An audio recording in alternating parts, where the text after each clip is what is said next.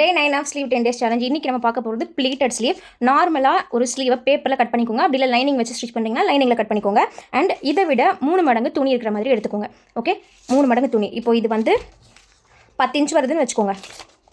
Okay, ஒரு 30ல் துணி எடுத்துக்கோங்க. எக்ஸ்ட்ரா இருந்துச்சுன்னா நீங்கள் ட்ரிம் ஆஃப் பண்ணிக்கலாம்.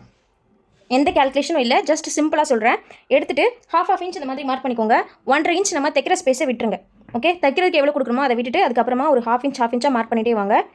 மார்க் பண்ணிவிட்டு ஃபஸ்ட்டு பாயிண்ட்டை இங்கே வந்து நான் ஒரு ½ இன்ச் மார்க் பண்ணிக்கேன். இங்கே ஒரு ½ இன்ச், இங்கே ஒரு ½ இன்ச். ஃபஸ்ட்டு பாயிண்ட்டை 3வது பாயிண்ட் கொண்டு போங்க. ஓகே, பின் பண்ணிக்கோங்க. அகெயின் இதை இப்படி கொண்டு போகணும். நெக்ஸ்ட்டு இதை மடித்து கொண்டு போகணும்.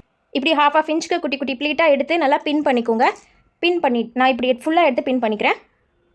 இந்த மாதிரி ஃபுல்லாக பின் பண்ணிக்கோங்க. பின் பண்ணிவிட்டு உங்களுக்கு லைனிங் ஃபேப்ரிக் இல்லைனா பேப்பர் பேட்டர்ன் இப்படி வச்சுட்டு இதோட எட்ஜில் ஸ்டிச் போட்டு கட் பண்ணி எடுத்துட்டிங்கன்னா நம்மளோட ஸ்லீவ் ரெடி.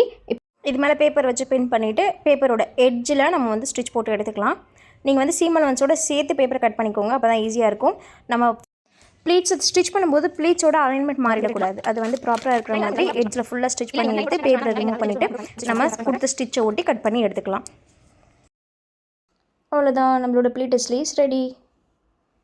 இது நீங்கள் யூஸ்வலாக எப்படி அட்டாச் பண்ணுவீங்களோ அதே மாதிரி அட்டாச் பண்ணிக்கலாம்.